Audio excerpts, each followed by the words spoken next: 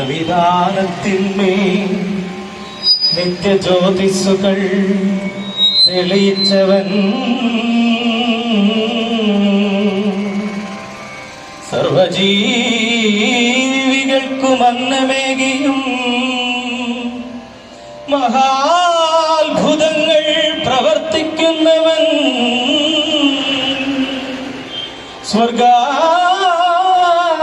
സ്വർഗത്തിൽ അധിവസിക്കും ശ്രീ യേശുനാഥൻ, ശ്രീ യേശുനാഥൻ.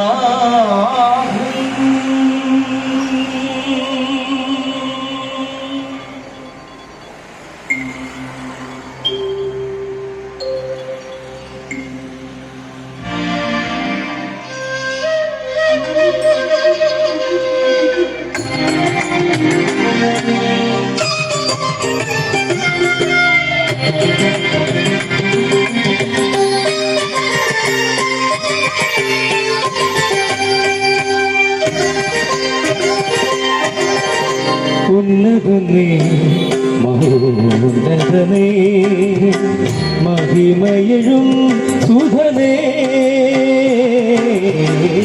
ഉന്നതനേ മഹോന്നതനേ മഹിമയഴും സുധനേ, മഹത്വം വെടിഞ്ഞിന്നു മഹിയിൽ വന്നു, മഹത്വം വെടിഞ്ഞിന്നു മഹിയിൽ വന്നു, മഹിതല പാലകനായി മനുകുലരക്ഷകനായി, ഉന്നതനേ മഹോന്നതനേ മഹിമയഴും സുധനേ.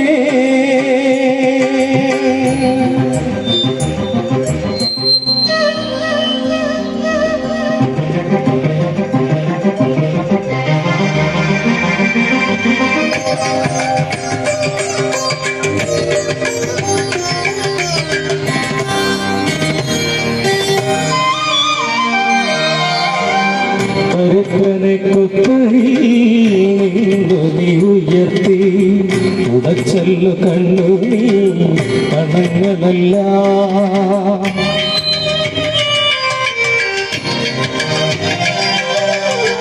ദരിദ്രനെ കുപ്പയിൽ നിന്നു നീ ഉയർത്തി ഉടച്ചല്ലു കണ്ണു നീ കണങ്ങളല്ല, എളിയവരെ നീ പൊടിയിൽ നിന്നുയർത്തി,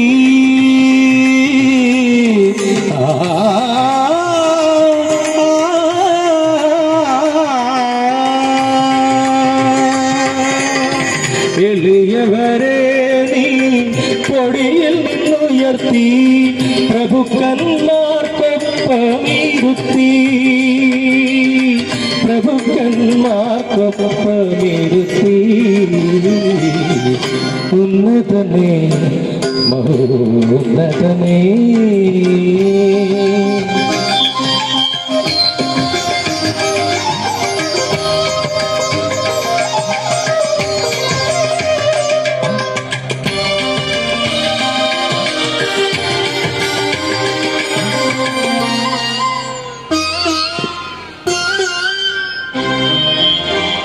ആശയിൽ നമ്മെ ഓർത്തവനേ, ഈശയിൽ നിന്നും താങ്ങിയോരേ,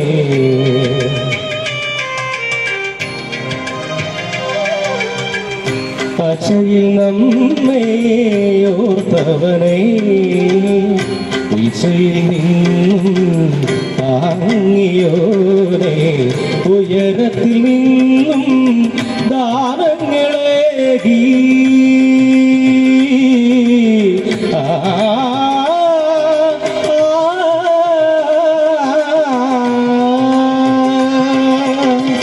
ഉയരത്തിൽ നിന്നും ദാനങ്ങളേകി, ശാശ്വത ഭവനമൊരുക്കി, ശാശ്വത ഭവനമൊരുക്കി,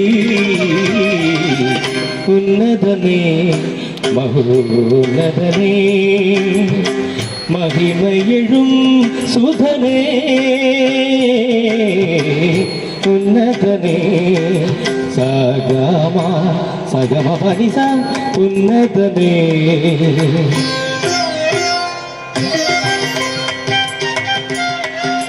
സാനിധഗമപ ഗമപമ ഗമപനിധപമ ഗരി സാനി സഗരി ഗരി സാഗരി സനിധപമ ഗരി സൗന്നതനേ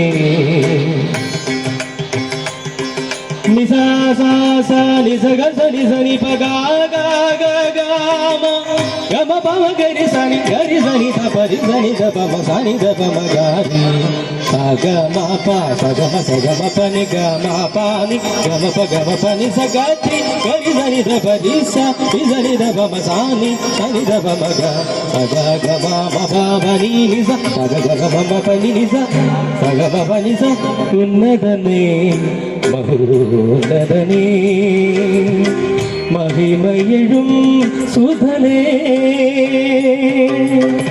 മഹത്വം വെടിഞ്ഞിന്നു മഹിയിൽ വന്നു മഹിതല പാലകനായി മനുകുലരക്ഷകനായി ഉന്നതനേ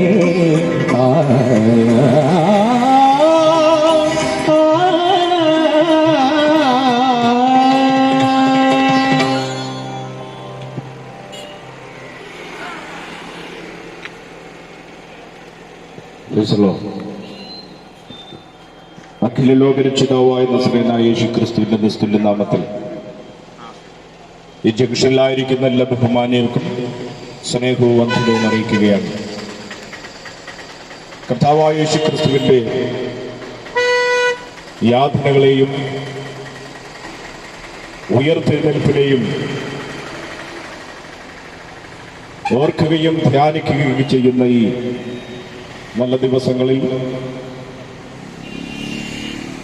ഈ പ്രദേശത്ത് വന്നു നിന്നുകൊണ്ട് നിങ്ങളെ അഭിസംബോധന ചെയ്ത് കർത്താവായ യേശുക്രിസ്തുവിനെ കുറിച്ചുള്ള മഹനീയ സുവിശേഷം പങ്കുവെക്കുവാൻ സ്വർഗത്തിലെ ദൈവം ഞങ്ങളുടെ ജീവിതത്തിൽ നൽകിയിരിക്കുന്ന നല്ല നിമിഷങ്ങൾക്കായി ഞങ്ങൾ ദൈവത്തിന് നന്ദി കരേറ്റുകയാണ്. വിവിധ ആവശ്യങ്ങളോടുള്ള ബന്ധത്തിൽ ഈ ജംഗ്ഷനിലായിരിക്കുന്ന എല്ലാ ബഹുമാന്യരെയും ചില മിനിറ്റുകൾ മാത്രം ഞങ്ങൾ ഒരു ലഘു സന്ദേശത്തിലേക്ക് ക്രിസ്തുയേശുവിന്റെ നിസ്തുല്യ നാമത്തിൽ ഹാർദവമായി സ്വാഗതം ചെയ്യുകയാണ്. ഞങ്ങൾ എല്ലാ സ്ഥലങ്ങളിലും പ്രാരംഭം സൂചിപ്പിക്കുന്നത് പോലെ ഞങ്ങൾ ഏതെങ്കിലും ഒരു മതത്തിന്റെ വക്താക്കളായിട്ടല്ല ഇവിടെ കടന്നു വന്നിരിക്കുന്നത്. മറ്റു മതങ്ങളിൽ വിശ്വസിക്കുന്നവരെ ക്രിസ്തീയ മതത്തിലേക്ക് ആനയിക്കുന്ന മതപരിവർത്തന സന്ദേശവുമല്ല. ഞങ്ങൾ മറ്റു മതങ്ങളുടെ വിശ്വാസ പ്രത്യേക ശാസ്ത്രങ്ങൾക്ക് എതിർ പ്രസംഗിക്കുന്നില്ല. ഞങ്ങൾ എല്ലാ മതങ്ങളെയും ബഹുമാനിക്കുന്നു.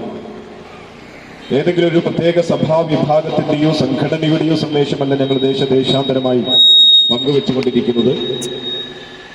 മാനവജാതി അവരുടെ പാപത്തിൽ നിന്ന് രക്ഷിക്കുന്ന, ശാപങ്ങളിൽ നിന്ന് രക്ഷിക്കുന്ന, ധാർമ്മിക തകർച്ചകളിൽ നിന്ന് അവരെ ഉദ്ധരിക്കുന്ന, ആത്മീക മൂല്യച്യുതികളിൽ നിന്ന് മനുഷ്യനെ ഉദ്ധരിക്കുന്ന, സ്നേഹത്തിന്റെ സന്ദേശമായ, സമാധാനത്തിന്റെ സന്ദേശമായ, ത്യാഗത്തിന്റെ സന്ദേശമായ, ദൈവം വിഭാവനം ചെയ്ത വീണ്ടെടുപ്പിന്റെ സന്ദേശമായ, സുവിശേഷ സന്ദേശമായി ഇതിനെ ഉൾക്കൊള്ളുവാൻ, കാണുവാൻ, കേൾക്കുവാൻ, അംഗീകരിക്കുവാൻ നിങ്ങളെ ഓരോരുത്തരും ഒരിക്കൽ കൂടെ ഞങ്ങൾ ആഹ്വാനം ചെയ്യുകയാണ്. തുടർന്നുള്ള ചിന്തകൾക്ക് വേണ്ടി ഒരു വാക്യം വിശുദ്ധ വേദപുസ്തകത്തിൽ നിന്ന് ഉദ്ധരിക്കേണ്ടതിന് വേണ്ടി കർത്താവിൽ ശരണപ്പെടുകയാണ്. വാക്യം ഇങ്ങനെയാണ്: ഭയപ്പെടേണ്ട, ക്രൂശിക്കപ്പെട്ടവനായ നസറേനായ യേശുക്രിസ്തുവിനെ നിങ്ങൾ അന്വേഷിക്കുന്നുവോ? അവൻ ഇവിടെയില്ല, അവൻ ഉയർത്തെഴുന്നേറ്റിരിക്കുന്നു. അവന് വെച്ചിരുന്ന സ്ഥലം വന്ന് കാണുവിൻ. ലോകത്തിൽ ഉദയം ചെയ്ത മനുഷ്യരിൽ നിന്ന് വ്യത്യസ്തമായി, സകല ചരിത്ര പുരുഷന്മാരിൽ നിന്ന് വ്യത്യസ്തനായി, സകല മഹാരഥന്മാരിൽ നിന്ന് വ്യത്യസ്തനായി കർത്താവായ യേശുക്രിസ്തുവിന്റെ വ്യക്തിപ്രഭാവത്തിന്റെ വ്യത്യസ്തതകൾ എന്താണ്, പ്രത്യേകതകൾ എന്താണ് എന്ന് ചോദിച്ചു കഴിഞ്ഞാൽ ലവലേശം സംശയമില്ലാതെ ഞങ്ങൾക്ക് വിളിച്ചു പറയാൻ പറ്റും. കർത്താവായ യേശുക്രിസ്തുവിന്റെ പ്രത്യേകത, യേശു ജനനം കൊണ്ട് വ്യത്യസ്തനാണ്, യേശു ജീവിതം കൊണ്ട് വ്യത്യസ്തനാണ്, യേശു തന്റെ മരണം കൊണ്ട് വ്യത്യസ്തനാണ്. അവയെല്ലാറ്റിൽ നിന്നും ഉപരിയായി യേശു തന്റെ ഉയർത്തെഴുന്നേൽപ്പിൽ നിന്നും ലോകത്തുദയം ചെയ്ത സകല ചരിത്ര പുരുഷന്മാരിൽ നിന്നും മഹാരഥന്മാരിൽ നിന്നും വ്യത്യസ്തനായി നിലകൊള്ളുകയാണ്. ഓരോ വ്യക്തികളും ഓരോ ഭവനങ്ങളും കർത്താവായ യേശു ക്രിസ്തുവിന്റെ ക്രൂശീകരണത്തെയും ത്യാഗഭരണത്തെയും വേദനയോടെ നന്ദിയോടെ ഓർക്കുകയും ഈ ശനിയാഴ്ച ദിവസം പ്രത്യേകിച്ച് ദുഃഖശനി എന്ന് പൊതുവെ അറിയപ്പെടുന്ന അംഗീകരിക്കപ്പെടുന്ന ഈ ദിവസം യേശുവിന്റെ ഉയർത്തെഴുന്നേൽപ്പിന്റെ പ്രതീക്ഷയോടെ കാത്തിരുന്ന ഈ നിമിഷങ്ങൾ ഞങ്ങൾക്ക് ഇവിടെ പ്രസംഗിക്കാനുള്ളത് കർത്താവായ യേശു ക്രിസ്തുവിന്റെ ക്രൂശീകരണവും യേശുവിന്റെ മരണവും യേശുവിന്റെ മരണ പുനരുത്ഥാനവും മാനവജനതയ്ക്ക് നൽകിയ അനുഗ്രഹങ്ങൾ, മാനവജനതയ്ക്ക് ലഭ്യമായ നേട്ടങ്ങൾ, അത് വിശ്വസിക്കുകയും അംഗീകരിക്കുകയും ചെയ്യുന്നവർക്ക് നേടിയെടുക്കുവാൻ കഴിയുന്ന ആത്മീക ഭൗതിക വിടുതലുകളെ കുറിച്ചാണ്. യേശു ആരാണെന്നറിയാതെ യേശുവിന്റെ ക്രൂശീകരണത്തെക്കുറിച്ചോ യേശു ആരാണെന്നുള്ള ഉത്തമമായ ബോധ്യം ലഭ്യമാകാതെ യേശുവിന്റെ ഉയർപ്പിനെ കുറിച്ചോ കേട്ടുകൊണ്ട് യാതൊരു ബലവും അതിനകത്ത് ഉളവാകാൻ പോകുന്നില്ല. അതുകൊണ്ട് ചില മിനിറ്റുകൾ മാത്രം യേശു ആരാണെന്ന് പറഞ്ഞ് യേശുവിന്റെ ക്രൂശീകരണത്തെയും അതിനേക്കാൾ ഉപരിയായി യേശുവിന്റെ ഉയർപ്പിനെയും വിശുദ്ധ വേദപുസ്തകത്തിന്റെ അടിസ്ഥാനത്തിൽ ദേശത്തോട് പങ്കുവെക്കുവാൻ ഞങ്ങൾ ആഗ്രഹിക്കുകയാണ്. പ്രിയരെ, ആരാണ് കർത്താവായ യേശു ക്രിസ്തു? യേശു ഒരു മതസ്ഥാപകനല്ല, യേശു ഒരു രാഷ്ട്ര സ്ഥാപകനല്ല. ജ്ഞാനത്തിന്റെ എന്തെങ്കിലും അപാരമായ വൈഭവം ലോകത്തിന് സംഭാവന ചെയ്യേണ്ടതിന് വേണ്ടി ലോകത്തിലേക്ക് കടന്നു വന്നൊരു തത്വജ്ഞാനിയല്ല യേശു. സത്യമെന്തെന്ന് മനസ്സിലാക്കുവാൻ ആ സത്യത്തെ അന്വേഷിച്ച് അതിനെ പിൻഗമിക്കേണ്ടതിന് വേണ്ടി, സത്യമെന്തെന്ന് മനസ്സിലാക്കേണ്ടതിന് വേണ്ടി ലോകത്തിലേക്ക് കടന്നു വന്ന ഒരു സത്യാന്വേഷിയല്ല കർത്താവായ യേശു ക്രിസ്തു. സത്യാന്വേഷികൾ തേടിക്കൊണ്ടിരിക്കുന്ന സത്യം താനാണ് എന്ന് ലോകത്തോട് വിളംബരം ചെയ്യേണ്ടതിന് വേണ്ടിയാണ് യേശു ഈ ലോകത്തിലേക്ക് ഇറങ്ങി വന്നത്. യേശു കേവലം ഒരു മനുഷ്യൻ മാത്രമല്ല, യേശു കേവലം ഒരു ചരിത്ര പുരുഷൻ മാത്രമല്ല, യേശു കുറച്ച് അത്ഭുതങ്ങൾ ചെയ്യുന്ന വ്യക്തി മാത്രമല്ല. എല്ലാ മനുഷ്യരും അംഗീകരിക്കുന്നത് പോലെ, എല്ലാ മനുഷ്യരും മാതൃകയാക്കുന്നത് പോലെ യേശു കേവലം ഒരു മാതൃകാ പുരുഷൻ മാത്രമല്ല. സമാധാനത്തിന്റെ പ്രതീകമെന്ന് പല വ്യക്തികളും ചൂണ്ടിക്കാണിക്കുന്നത് പോലെ യേശു കേവലം ഒരു സമാധാനത്തിന്റെ പുരുഷൻ മാത്രമല്ല. ഇങ്ങനെ ലോകം യേശുവിനെ ചാർത്തിക്കൊടുത്തിട്ടുള്ള എല്ലാ പ്രത്യേകതകളിൽ നിന്ന് വ്യത്യസ്തമായി യേശുവിന്റെ വ്യക്തിപ്രഭാവത്തിന് ഉദാത്തമായ ഉത്കൃഷ്ടമായ ആഴവും പരപ്പും ഉണ്ട് എന്ന് ഈ ദേശത്തിലുള്ള എല്ലാ പ്രിയമുള്ളവർക്കും ബോധ്യമായിരിക്കേണ്ട കാര്യമാണ്. ആരാണ് കർത്താവായ യേശു ക്രിസ്തു? യേശു എന്ന പേരിന്റെ അർത്ഥം രക്ഷിതാവ് എന്നാണ്. യേശുവിന്റെ ജനസമയത്ത് ലഭ്യമായ ദൈവിക ശബ്ദം എങ്ങനെയായിരുന്നു? അവൻ തന്റെ ജനത്തെ അവരുടെ പാപങ്ങൾ രക്ഷിപ്പാനിരിക്കൊണ്ട് അവൻ യേശു എന്ന് പേര് വിളിക്കുകയാണ്. യേശുവിന്റെ ജനന പ്രകൃതി നിയമങ്ങൾക്ക് അധീനവും അത്ഭുതകരമായിരുന്നു. കൗമാരത്തിൽ അവൻ വിദ്യാസമ്പന്നരായ ശാസ്ത്രിമാരെ അമ്പരപ്പിച്ചു. യൗവനത്തിൽ അവൻ കരയിലെന്ന പോലെ കടലിന്റെ മുകളിലൂടെ നടന്നു. അത്ഭുതങ്ങളുടെ അടയാളങ്ങളുടെ വിവിധ വീര്യപ്രവൃത്തിയുടെ താൻ ദൈവമാണ്, ദൈവത്തിന്റെ പുത്രനാണ് എന്ന് മാനവജനതയ്ക്ക് തെളിയിച്ചു കൊടുത്തുകൊണ്ടേയിരുന്നു. ആരാണ് കർത്താവായ യേശു ക്രിസ്തു? യേശുവിന്റെ ദാസ്യവേല ചെയ്യുവാൻ ആരും ഉണ്ടായിരുന്നില്ലെങ്കിലും അന്നത്തെ ജനം യേശുവിനെ യജമാനൻ എന്ന് വിളിച്ചു. യേശു ഈ ലോകത്തിൽ ഒരു വിരുദ്ധവും നേടിയില്ല, എങ്കിലും അന്നത്തെ ജനം യേശുവിനെ ഗുരു എന്ന് വിളിച്ചു. യേശുവിന്റെ കയ്യിൽ വിശേഷപ്പെട്ട മരുന്നുകളൊന്നും ഉണ്ടായിരുന്നില്ല, എങ്കിലും അന്നത്തെ ദിനം യേശുവിനെ നല്ല വൈദ്യൻ എന്ന് വിളിച്ചു. യേശു ഈ ലോകത്തിൽ ഒരു പടക്കളത്തിൽ യുദ്ധം ചെയ്തില്ല, ആരെയും യുദ്ധത്തിന് പ്രേരിപ്പിച്ചതുമില്ല. എന്നാൽ വിശുദ്ധ വേദപുസ്തകം യേശു ക്രിസ്തുവിനെ കുറിച്ച് പറയുന്നു, അവൻ ലോകത്തെ ജയിച്ചു. യേശു ക്രിസ്തുവിനെ കുറിച്ച് എഴുതാത്ത എഴുത്തുകാരന്മാരില്ല, യേശുവിനെ വർണ്ണിക്കാത്ത കവിമാരില്ല, യേശുവിനെ ഉദ്ധരിക്കാത്ത പ്രഭാഷകന്മാരില്ല, യേശുവിനെ മാതൃകയാക്കാത്ത ദാർശനികന്മാരില്ല. ആ അസാധാരണമായ ആളത്വത്തിന്റെ തനിമ കണ്ട ശിഷ്യന്മാർ ഒരിക്കൽ ചോദിച്ചു, ഇവനാ? അതെ, ഇന്നും ജനഹൃദയങ്ങളിൽ മുഴിച്ചു നിൽക്കുന്ന ചോദ്യം. നിരീശ്വരവാദികളുടെയും യുക്തിവാദികളുടെയും വിദ്യാസമ്പന്നരുടെയും വിദ്യാവിഹീനരുടെയും ഉള്ളിൽ എപ്പോഴും ഉരുത്തിരിയുന്ന ചോദ്യം, യേശുവാരാണ്? ഇന്ന് ഈ പ്രദേശത്ത് നിന്നുകൊണ്ട് യേശുവിന്റെ ക്രൂശീകരണത്തെ ധ്യാനിക്കുന്ന, യേശുവിന്റെ ഉയർപ്പിനെ ആഘോഷമാക്കാൻ കാത്തിരിക്കുന്ന പ്രിയരെ തിരിച്ചറിയുക, കർത്താവായ യേശു ക്രിസ്തു ആരാണ്? അടുത്തു ചെല്ലുമ്പോൾ അനന്തതയോട് ഉയർന്നു നിൽക്കുന്ന ദൈവവും അകലാൻ ശ്രമിക്കുമ്പോൾ അടുത്തു വന്ന് മാറവണയ്ക്കുന്ന സ്നേഹത്തിന്റെ മൂർത്തിഭാവമാണ് ക്രിസ്തു. വചനം ജഡമായി തീർന്നു, നിത്യത കാലത്തിൽ കാലൂന്ന് നിന്നു, ഈശ്വരത്വം മാനവത്വത്തെ ആശ്ലേഷിച്ചു, ഈശ്വരൻ മനുഷ്യനായി. അതെ, ഞങ്ങളെ കേൾക്കുന്ന പ്രിയ ദേശനിവാസികളെ, ഈ ജംഗ്ഷനിൽ കടന്നു വന്നിരിക്കുന്ന ഓരോ പ്രിയമുള്ളവരെ തിരിച്ചറിയുക, നാം ഓരോരുത്തരും ഈശ്വര എന്ന് വിളിക്കുന്ന, ദൈവമേ എന്ന് വിളിക്കുന്ന സർവശക്തനായ ദൈവം മനുഷ്യനായി ഭൂമിയിലേക്ക് അവതരിച്ച വ്യക്തിത്വമാണ് നസ്രായനായ യേശു ക്രിസ്തു. എന്തിനാണ് സർവശക്തനായ ദൈവം മനുഷ്യനായി ഭൂമിയിൽ അവതരിച്ചത്? പാപം ചെയ്ത് ദൈവതേജസ് നഷ്ടമാക്കി നിത്യം മരണവും പേറിക്കൊണ്ട് നിത്യ നരകത്തിലേക്ക് സഞ്ചരിച്ചു കൊണ്ടിരുന്ന മാനവജനത പാപമോക്ഷത്തിന് വേണ്ടി, പാപപരിഹാരത്തിന് വേണ്ടി, നിത്യനരകത്തിൽ നിന്ന് നിത്യ സ്വർഗരാജ്യം പോകേണ്ടതിന് വേണ്ടി മനുഷ്യൻ വൃഥാ പ്രയത്നങ്ങൾ ചെയ്ത പോലുമേ മനുഷ്യന്റെ പുണ്യപ്രവർത്തികളെല്ലാം കറ പുരണ്ട തുണി പോലെ അല്പം പോലും പാപമോക്ഷമോ പാപമോചനമോ നിത്യ സ്വർഗരാജ്യ പ്രവേശനമോ നഷ്ടപ്പെട്ട ദൈവിക ബന്ധത്തെയോ മടക്കി കൊടുക്കാൻ കഴിയാതിരിക്കുന്ന കാലഘട്ടത്തിൽ കരുണാസമ്പന്നനായ ദൈവമോ മനുഷ്യനെ സ്നേഹിക്കുന്ന മഹാസ്നേഹ നിമിത്തം സർവ്വലോക മഹിമകളെ വെടിഞ്ഞ് ലോകത്തിലേക്ക് കടന്നു വന്ന രക്ഷിതാവാണ് നസറേയനായ യേശു ക്രിസ്തു. അപ്പോൾ തിരിച്ചറിയാ, യേശു ഏതെങ്കിലും ഒരു മതത്തിന്റെയോ, യേശു ഏതെങ്കിലും ഒരു പ്രത്യേക സഭാവിഭാഗത്തിന്റെയോ, കർത്താവായ യേശു ക്രിസ്തു ലോകത്തിന്റെ ഏതെങ്കിലും ഒരു പ്രത്യേക സംസ്കാരമുള്ളവരെയോ ഭാഷക്കാരെയോ ജാതിക്കാരെയോ വർഗക്കാരെയോ സമൂഹത്തെ ഉദ്ധരിക്കേണ്ടതിന് അല്ല ഈ ലോകത്തിലേക്ക് കടന്നു വന്നത്.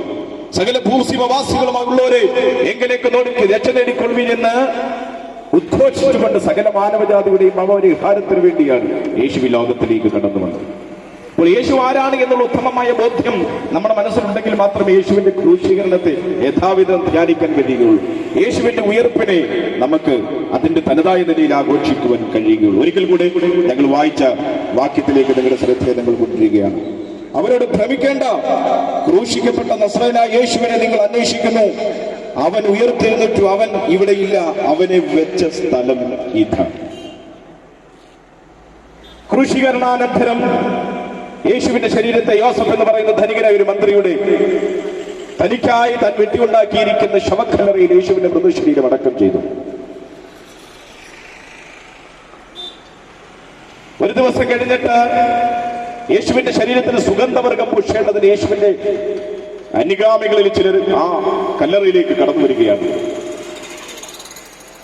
ഒത്തിരി പ്രതിബന്ധങ്ങൾ അവരുടെ ജീവിതത്തിലുണ്ട്. കല്ലറയുടെ മുമ്പിൽ വെച്ചിരിക്കുന്ന വലിയ കല്ല് നമുക്ക് വേണ്ടി ആർ ഉരുട്ടി മാറ്റും. എങ്ങനെ നമ്മൾ ആ കല്ലറയ്ക്കകത്തേക്ക് പ്രവേശിച്ചിട്ട് യേശുവിന്റെ മൃതശരീരത്തിൽ പൂശേണ്ട സുഗന്ധവർഗങ്ങൾ പൂശും എന്നിത്യാദി സംശയത്തോടെ ചിന്തകളോടുകൂടി ആ കല്ലറയിലേക്ക് ചെല്ലുന്ന സഹോദരിമാർ യേശുവിനെ അനുഗമിച്ചവർ അത്ഭുതകരമാണെന്ന ഒരു പ്രവൃത്തി ഇവിടെ കാണുകയാണ്. അവരുടെ പ്രതീക്ഷകൾക്ക് വിരോധമായി ഒരു ദൈവദൂതൻ ആ കല്ലറയുടെ മുമ്പിൽ നിന്നിട്ട് ചോദിക്കുകയാണ്, ക്രൂശിക്കപ്പെട്ടവനായ നസറേയനായ യേശു ക്രിസ്തുവിനെ നിങ്ങൾ അന്വേഷിക്കുന്നുവോ? അവൻ ഇവിടെ ഇല്ല, അവൻ പറഞ്ഞതുപോലെ ഉയർത്തെഴുന്നേറ്റിരിക്കുന്നു. ലോക ചരിത്രത്തിൽ നിന്നും കർത്താവായ യേശു ക്രിസ്തുവിന്റെ വ്യത്യസ്തത എന്താണ്?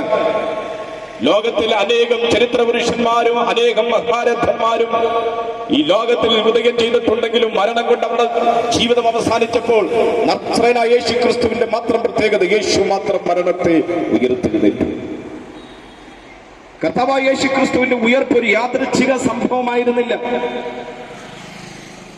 യേശു ജനിക്കുന്നത് നൂറ്റാണ്ടുകൾക്ക് മുൻപ് കർത്താവായ യേശു ക്രിസ്തു ഉയർത്തെഴുന്നേൽക്കുമെന്നുള്ള പ്രവചന സൂക്തം വിശുദ്ധ വേദ പുസ്തകത്തിൽ നമുക്ക് ലഭ്യമാകുന്നുണ്ട്. ആ വാക്യം കൂടെ ഞങ്ങൾ നിങ്ങളുടെ പരിചയത്തിലേക്ക് കൊണ്ടുവരികയാണ്. ബൈബിൾ പഠിപ്പിക്കുന്നു, നീ എന്റെ പ്രാണനെ പാതാളത്തിൽ വിടുകയില്ല, നിന്റെ പരിശുദ്ധനെ ദേവത്വം കാണുവാൻ സമ്മതിക്കുകയുമില്ല. യേശു ജനിക്കുന്നതിന് ഏകദേശം 1000 വർഷങ്ങൾക്ക് മുൻപ് പ്രവചിക്കപ്പെട്ട ഒരു പ്രവചന ഭാഗമാണ് അവന്റെ ശരീരം ദ്രവത്വം കാണുകയില്ല എന്നുള്ളത്. അപ്പോൾ യേശുവിന്റെ ഉയർപ്പ് ഞങ്ങളെ കേൾക്കുന്ന പ്രിയരെ ഒരു യാദൃച്ഛിക സംഭവമല്ല, ഒരു കെട്ടുകഥയല്ല. യേശു ജനിക്കുന്നതിന്, യേശു ജീവിക്കുന്നതിന്, യേശു മരിക്കുന്നതിന് നൂറ്റാണ്ടുകൾക്ക് മുമ്പുള്ള പ്രവചനമായിരുന്നു യേശു മരണത്തിൽ നിന്ന് ഉയർത്തെഴുന്നേൽക്കുമെന്നുള്ളത്. കർത്താവായ യേശു ക്രിസ്തു തന്റെ പരസ്യ ശുശ്രൂഷ ഈ ലോകത്തിൽ ആരംഭിച്ചപ്പോൾ മുതൽ പലപ്പോഴായി യേശുവിന്റെ പ്രഭാഷണങ്ങൾ യേശു പറഞ്ഞിട്ടുണ്ട്, ഞാൻ ഉയർത്തെഴുന്നേൽക്കും. അനവധി വാക്യങ്ങൾ അതിനെ ആസ്പദമാക്കി ഞങ്ങൾക്ക് പറഞ്ഞു തരുവാനുണ്ടെങ്കിലും അതിപ്രധാനമായ ഒരു വാക്യം ഞങ്ങൾ ഇവിടെ നിങ്ങളുടെ ശ്രദ്ധയിലേക്ക് കൊണ്ടുവരികയാണ്. ആ വാക്യം ഇങ്ങനെയാണ്: അന്നു മുതൽ യേശു താൻ യെരൂശലേമിൽ ചെന്നിട്ട് മൂപ്പന്മാർ, മഹാപുരോഹിതന്മാർ, ശാസ്ത്രിമാർ എന്നിവരാൽ പലതും സഹിച്ച് കൊല്ലപ്പെടുകയും 3-ാം നാൾ ഉയർത്തെഴുന്നേൽക്കുകയും വേണ്ടത് എന്ന് ശിഷ്യന്മാരോട് പറഞ്ഞു തുടങ്ങി. കർത്താവായ യേശു ക്രിസ്തു ശിഷ്യന്മാരോട് വ്യക്തമായി പറയുകയാണ്, യഹൂദ മതവും റോമൻ പടയാളികളും തന്നെ അറസ്റ്റ് ചെയ്ത അനന്തരം പല ശിക്ഷണ നടപടികളോട് തന്നെ കടത്തിവിട്ട് അവർ തന്നെ മരണത്തിന് ഏൽപ്പിച്ചു കൊടുക്കുകയും അനന്തരം ഞാൻ മരണത്തിൽ ഉയർത്തി നിൽക്കുമെന്ന് യേശു തന്റെ ശിഷ്യന്മാരെ പലപ്പോഴും പഠിപ്പിച്ചു. യേശുവിനെ വിമർശിക്കാൻ വേണ്ടി കടന്നു വന്ന പരീശന്മാരെയും സദൂക്യരോടും യേശു പറഞ്ഞു, നിങ്ങൾക്കുള്ളത് യോനയുടെ അടയാളമാണ്, ഞാൻ ഉയർത്തി നിൽക്കുമെന്ന് യേശു യഹൂദ മത മേധാവികളോട് പലപ്പോഴുമായിട്ട് പറഞ്ഞു. യേശുവിന്റെ പ്രഭാഷണം കേൾക്കുവാൻ, യേശുവിന്റെ അത്ഭുതങ്ങൾ കാണുവാൻ, യേശുവിന് ലഭ്യമാകുന്ന വിടുതലുകളും ആശ്വാസവും സന്തോഷവും ഒക്കെ ലഭിക്കേണ്ടതിന് വേണ്ടി യേശുവിനെ അനുഗമിച്ച പുരുഷാരത്തോട് യേശു പലപ്പോഴും പറഞ്ഞു, ഞാൻ മരണത്തിൽ നിന്ന് ഉയർത്തി നിൽക്കും. ഇപ്പോൾ ഞങ്ങളെ കേൾക്കുന്ന പ്രിയരെ, കർത്താവായ യേശു ക്രിസ്തുവിന്റെ പുനരുത്ഥാനം എന്ന് പറയുന്നത് യാദൃച്ഛിക നടന്ന ഒരു സംഭവമല്ല. അത് പ്രവചന സൂക്തമാണ്, പ്രവർത്തന നിവൃത്തിയാണ്. കർത്താവായ യേശു ക്രിസ്തു ജീവിച്ചിരിക്കുമ്പോൾ തന്നെ പലപ്പോഴായി പലയാവർത്തി ഞാൻ ഉയർത്തി നിൽക്കുമെന്ന് തന്റെ ശിഷ്യന്മാരോടും യഹൂദ മതമേധാവികളോടും തന്നെ അനുഗമിച്ച് പുരുഷാരത്തോട് പലപ്പോഴായി പറഞ്ഞിട്ടുണ്ട് എന്ന് വിശുദ്ധ വേദപുസ്തകത്തിൽ നിന്ന് നമുക്ക് മനസ്സിലാക്കുവാനായിട്ട് സാധിക്കും. യേശു ഉയർത്തെഴുന്നേറ്റു എന്നുള്ളതിന് വളരെ അനുഗ്രഹിക്കപ്പെട്ട രണ്ട് തെളിവുകളാണ്. ഒന്ന്, യേശുവിന്റെ ഒഴിഞ്ഞു കിടക്കുന്ന കല്ലറ. രണ്ടുപേരൊരു വാക്യം പറയുന്നു, യേശു അനേകം ദൃഷ്ടാന്തങ്ങളായി ഞാൻ ഉയർത്തെഴുന്നേറ്റു എന്ന് യേശുവിന്റെ മരണത്തിന് ശേഷം പുനരുത്ഥാനാനന്തരം വ്യക്തമാക്കുന്നു എന്ന് നമുക്ക് മനസ്സിലാക്കാനായിട്ട് സാധിക്കും. യേശുവിന്റെ ഒടിഞ്ഞ കല്ലറ ഇന്നും ഈ 21ാം നൂറ്റാണ്ടിൽ മാനവജനതയോട് ഉദ്ഘോഷിക്കുന്ന അനുഗ്രഹിക്കപ്പെട്ട ഒരു സന്ദേശമുണ്ട്. ലോകത്ത് ഉദയം ചെയ്ത സകല ചരിത്ര പുരുഷന്മാരും മരണം കൊണ്ട് അവരുടെ ജീവിതം അവസാനിച്ചപ്പോൾ പാലസ്തീനയിലേക്ക് ചെല്ലൂ, അവിടെ ഒരു കല്ലറ തുറന്നു കിടക്കുന്നു. ആ കല്ലറയുടെ മുമ്പിൽ വളരെ വ്യക്തമായി എഴുതി വെച്ചിരിക്കുകയാണ്, he is not here, he risen from the death as he said. അവൻ ഇവിടെ ഇല്ല, അവൻ പറഞ്ഞതുപോലെ അവൻ മരണത്തിൽ നിന്നും ഉയർത്തെഴുന്നേറ്റിരിക്കും. ഈ ഒരു കാര്യം പറയുമ്പോൾ ഇന്ന് സമൂഹത്തിൽ പരക്കെ നിൽക്കുന്ന ഒരു അപവാദത്തെ കുറിച്ചും കൂടെ ഞാനൊന്ന് സൂചിപ്പിച്ചു വിടാൻ ആഗ്രഹിക്കുകയാണ്. വിശുദ്ധ വേദപുസ്തകത്തിൽ നിന്നും തെളിവ് ലഭ്യമാണ്. യേശു തന്റെ പ്രാണനെ പിതാവിന്റെ കരങ്ങളിൽ സമർപ്പിച്ച അനന്തരം യേശുവിനെ അടക്കം ചെയ്യുന്നു. വേദപുസ്തകം നമ്മളെ പഠിപ്പിക്കുകയാണ്. ശാസ്ത്രിമാരും മഹാപുരോഹിതന്മാരും പീലാത്തോസിന്റെ അടുത്ത് ഇരുന്നിട്ട് പറയുകയാണ്, യജമാനനെ, അവർ യേശുവിനെ അഭിസംബോധന ചെയ്ത് ഇങ്ങനെയാണ്, ആ ചതിയൻ ഒരിക്കൽ പറഞ്ഞു, ഞാൻ മരിച്ചു കഴിഞ്ഞ് മരണത്തിൽ നിന്ന് ഉയർത്തെഴുന്നേൽക്കും. അതുകൊണ്ട് അവനെ അടക്കം ചെയ്ത അനന്തരം അവന്റെ ശിഷ്യന്മാർ വന്ന് അവന്റെ മൃതശരീരം മോഷ്ടിച്ചു കൊണ്ടുപോയി കഴിഞ്ഞാൽ അവൻ ലോകത്ത് ജീവിച്ചിരുന്നപ്പോൾ നേടിയെടുത്ത സ്വാധീനത്തെക്കാൾ അധികം സ്വാധീനം, അധികം അനുഗാമികൾ, അധികം വിശ്വസിക്കുന്നവർ അവന്റെ പുറകെ പോകും എന്ന് നമുക്ക് ഉത്തമമായ ബോധ്യമുണ്ടാകണം. അതുകൊണ്ട് അവന്റെ കല്ലറയ്ക്കൽ 3 ദിവസത്തേക്ക് കാവൽ വെക്കണമേ എന്ന് പീലാത്തോസിനോട്, അന്നത്തെ ഗവർണറോട് അവര് അപേക്ഷിക്കുകയാണ്. പീലാത്തോസ് അതിന് അനുമതി കൊടുക്കുകയാണ്. എന്തൊക്കെയാണ് യേശുവിന്റെ കല്ലറയിൽ അവർ വെച്ച ഫെസിലിറ്റീസ്? ഒന്ന്, ആ കല്ലറയ്ക്ക് മുമ്പിൽ ഒരു വലിയ കല്ലെടുത്ത് വെച്ചു. സാധാരണ ഒരു കല്ലുരുട്ടി വെക്കുകയല്ല, പ്രത്യേകതരം ലോക്കുള്ള കല്ലാണത്.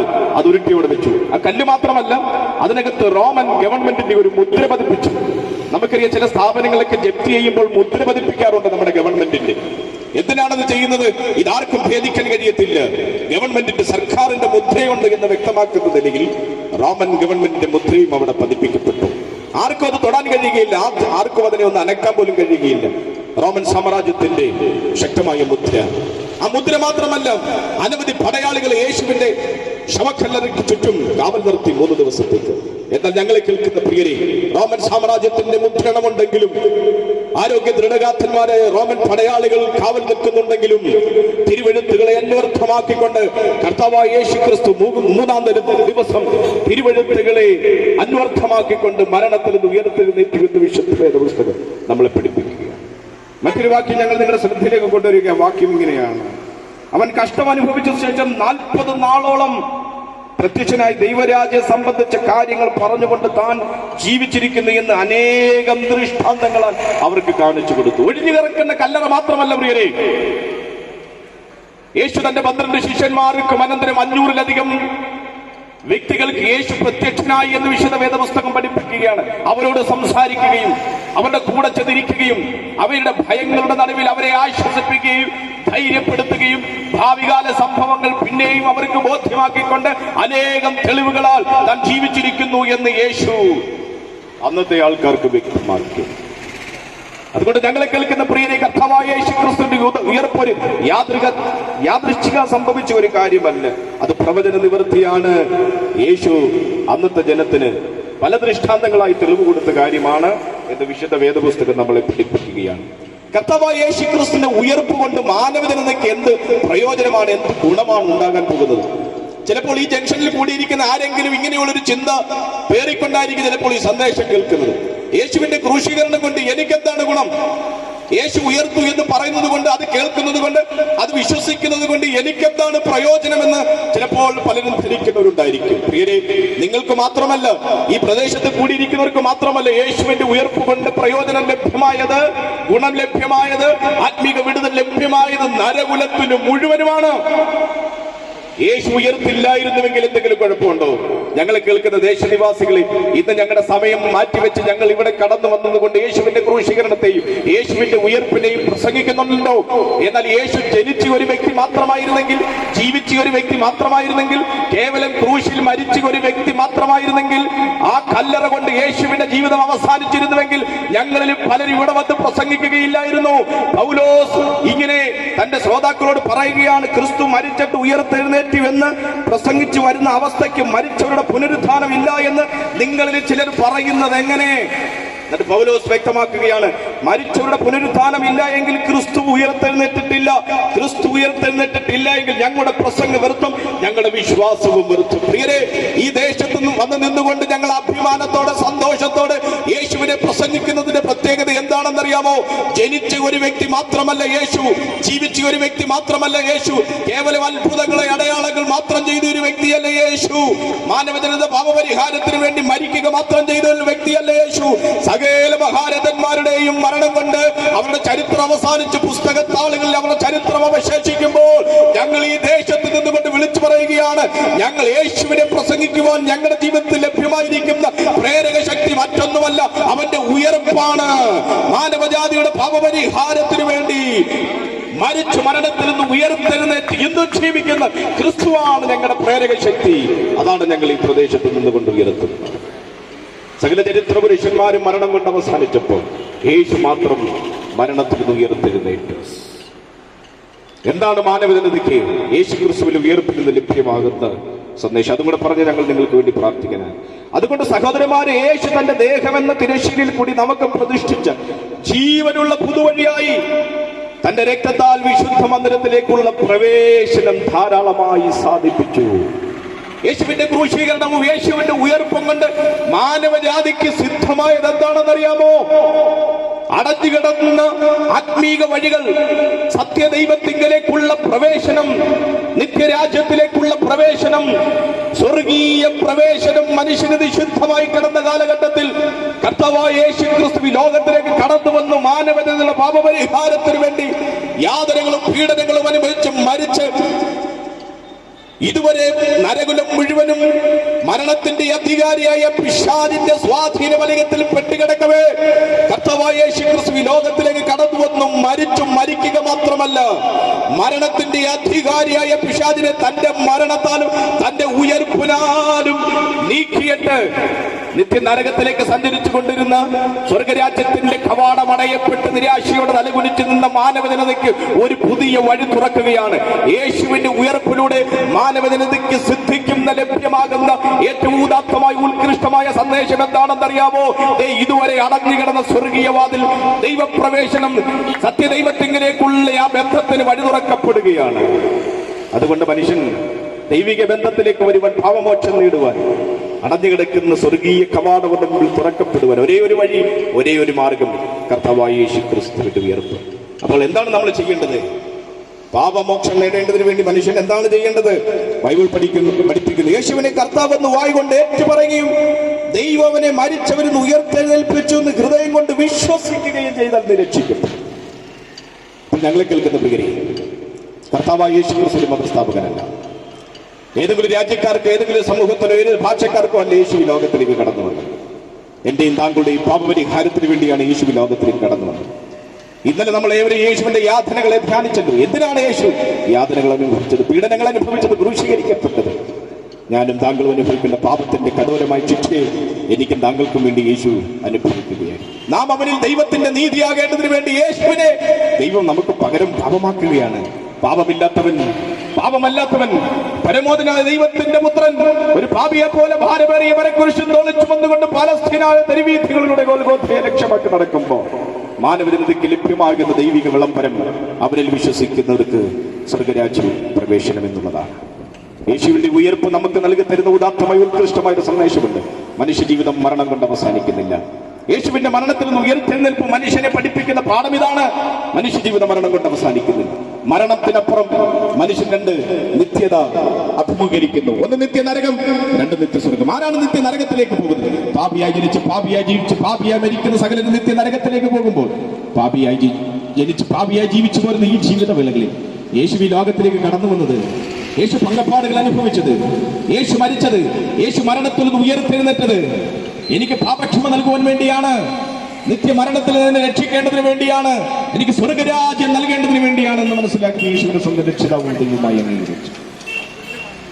യേശുവിനെ രക്ഷിതാവെന്ന് ഹൃദയം കൊണ്ട് വിശ്വസിക്കും. ദൈവമനെ മരിച്ചവരുടെ ഇടയിൽ നിന്ന് ഉയർത്തെഴുന്നേൽപ്പിച്ചു എന്ന് വായ്കൊണ്ട് ഏറ്റുപറയുകയും ചെയ്യുന്ന മാത്രത്തിൽ താങ്കൾ എത്ര കഠോര പാപത്തിലിരിക്കുന്ന വ്യക്തിയാണെങ്കിലും, എത്ര തകർച്ചയിലിരിക്കുന്ന വ്യക്തിയാണെങ്കിലും താങ്കളെ ഉദ്ധരിച്ച് ഒരു ദൈവ പൈതലാക്കി തീർത്ത് മരണത്തിനപ്പുറമുള്ള നിത്യ സ്വർഗരാജ്യം പോകുവാൻ ഈ സന്ദേശം താങ്കളെ രൂപപ്പെടുത്തുകയാണ്. പ്രിയരെ, ഇതാണ് സുവിശേഷം. ഇതാണ് ക്രൂശീകരണം കൊണ്ട്, യേശുവിന്റെ മരണം കൊണ്ട്, യേശുവിന്റെ മരണ പുനരുദ്ധാനം കൊണ്ട് മാനവജനതയ്ക്ക് നേടുവാൻ കഴിയുന്ന ഏറ്റവും അനുഗ്രഹിക്കപ്പെട്ട ആത്മീക വിടുതൽ. അതുകൊണ്ട് ഒരു കാര്യം കൂടെ ഞങ്ങൾ ഈ ദേശത്തോട് വിളിച്ചു പറയുകയാണ്. മനുഷ്യജീവിതം നശ്വരമാണ്. ഏത് സമയം നമ്മുടെ നിത്യശത്രുമായ മരണം നമ്മളിലേക്ക് കടന്നു വരുമെന്ന് നാം ഓരോരുത്തരും അറിയുന്നില്ല. ഇന്ന് ഉച്ചയ്ക്ക് നമ്മൾ ഭക്ഷണം കഴിക്കുമെന്ന് നമുക്ക് പറയാൻ കഴിയുകയില്ല. ഇന്ന് രാത്രി കിടന്നുറങ്ങുമെന്ന് പറയാൻ കഴിയുകയില്ല. നാളെ ഒരു പ്രഭാതത്തിൽ ഞാൻ ഇന്ന കാര്യം ചെയ്യും, എനിക്ക് നാളെ ലഭിക്കുമെന്ന് ആർക്കും പറയാൻ കഴിയുകയില്ല.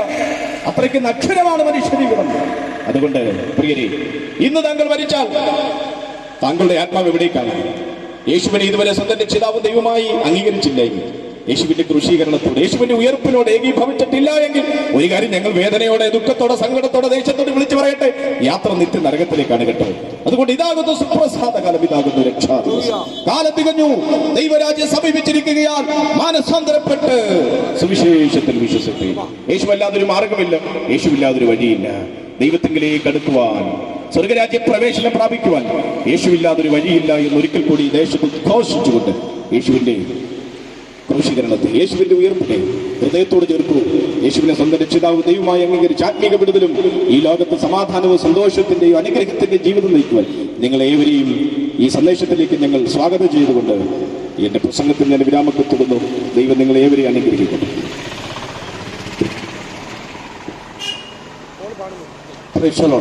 യേശു ക്രിസ്തുവിന്റെ ഉയർപ്പിലൂടെ മാനവജനതയ്ക്ക് ലഭ്യമാകുന്നതായ വസ്തുതകളെ ദൈവത്തിന്റെ അടിസ്ഥാനത്തിൽ വളരെ വ്യക്തമായി ഞങ്ങളുടെ പ്രിയ ശ്രോതാക്കൾക്ക് ഞങ്ങൾ കൈമാറി.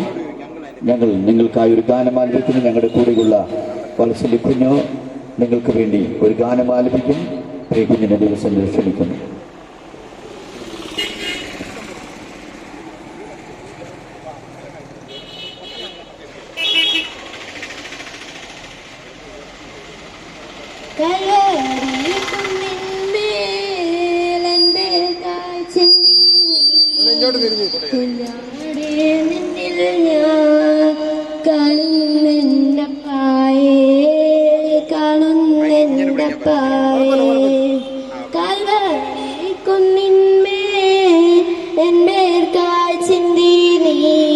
കുഞ്ഞാടേ നിന്നിൽ ഞാൻ കാണുന്നെന്തപ്പായേ അവനാണീ പഴുതു കാട്ടി അവൻ മേഘാരൂഢന മാറി ആ കുഞ്ഞാടേ നിന്നിൽ ഞാൻ കാണുന്നെന്തപ്പായേ കാണുന്നെന്തപ്പായേ അവനാണീ പഴുതു കാട്ടി അവൻ മേഘാരൂഢന മാറി ആ കുഞ്ഞാടേ നിന്നിൽ ഞാൻ കാണുന്നെന്തപ്പായേ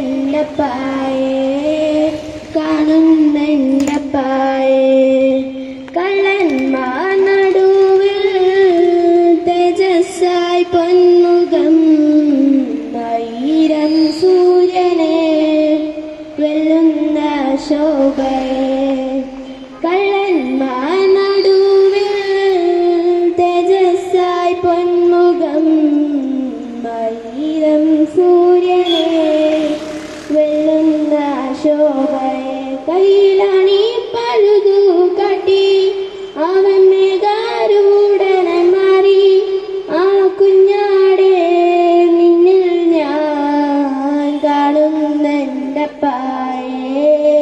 കാണുന്ന